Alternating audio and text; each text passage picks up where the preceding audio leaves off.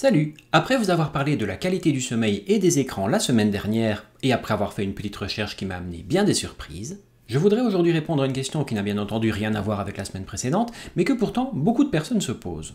Comment fait-on pour nettoyer ses oreilles? Quelle est la meilleure méthode? Et d'ailleurs, est-ce qu'il faut se laver les oreilles? Quand? À quelle fréquence? Je vais tenter ici de vous apporter la réponse la plus claire et la plus précise possible. Mais d'abord, on commence par un peu de contexte, bien entendu. Quand on parle de laver ses oreilles, on parle bien entendu de laver l'oreille externe. Je vous renvoie donc vers la première capsule quotidienne de cette année, celle du 1er janvier, dans laquelle je vous parlais du cérumen. Allez, je vous place le lien ici, dans le coin de l'écran. Cette vidéo d'aujourd'hui lui sera bien entendu complémentaire. Pour nettoyer ses oreilles, il existe plein de méthodes, depuis le coton-tige jusqu'à la curette métallique. Comme souvent, les commerciaux rivalisent d'ingéniosité pour essayer de vous vendre une foule d'articles bien emballés dans une série de boniments invérifiables. Mais aujourd'hui, c'est terminé, on lance la recherche. Bon, je vous passe ici les détails du cérumen, vu que bien entendu j'en ai parlé le 1er janvier.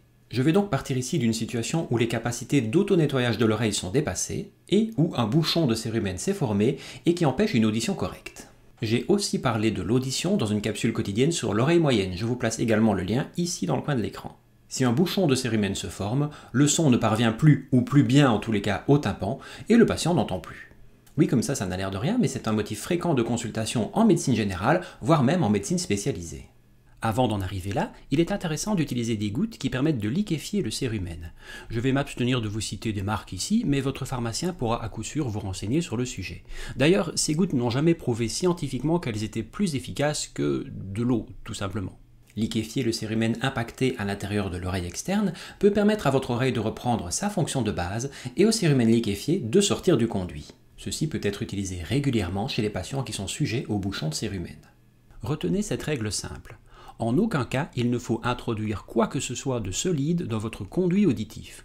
Depuis le coton-tige jusqu'à la curette métallique, tout ce que vous risquez de faire, c'est de pousser le cérumen au fond du conduit et d'aggraver le problème, voire de vous irriter complètement les parois de l'oreille, donc en résumé, de faire pire qu'avant. Enfin, si les gouttes qui liquéfient le cérumen ne sont pas suffisantes, il est possible qu'il soit nécessaire chez vous de faire un seringuage de l'oreille. Et ce seringuage, bien entendu, il ne peut pas se faire à la maison sans préparation.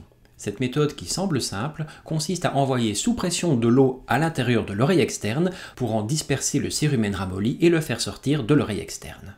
Mais il y a plein de critères qui empêchent cette technique de pouvoir être utilisée à la maison. Si l'eau est trop chaude, vous risquez de faire un vertige. Si elle est trop froide, également, mais dans l'autre sens. Si vous entrez trop la seringue, vous risquez de vous blesser.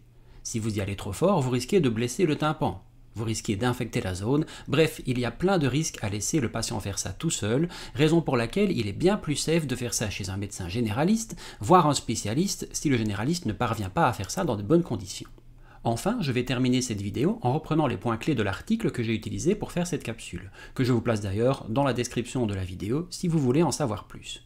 Il est important d'éduquer les patients sur le nettoyage de leurs oreilles et les décourager de rentrer quoi que ce soit dans leur conduit auditif externe. Les patients doivent être encouragés à utiliser des gouttes qui permettent de ramollir le cérumen. Le seringage de l'oreille ne doit être pratiqué que par un professionnel entraîné à le faire. Les patients doivent être envoyés chez un spécialiste s'il existe une contre-indication au seringage, si le seringage ne parvient pas à évacuer le cérumen ou pour toute autre raison.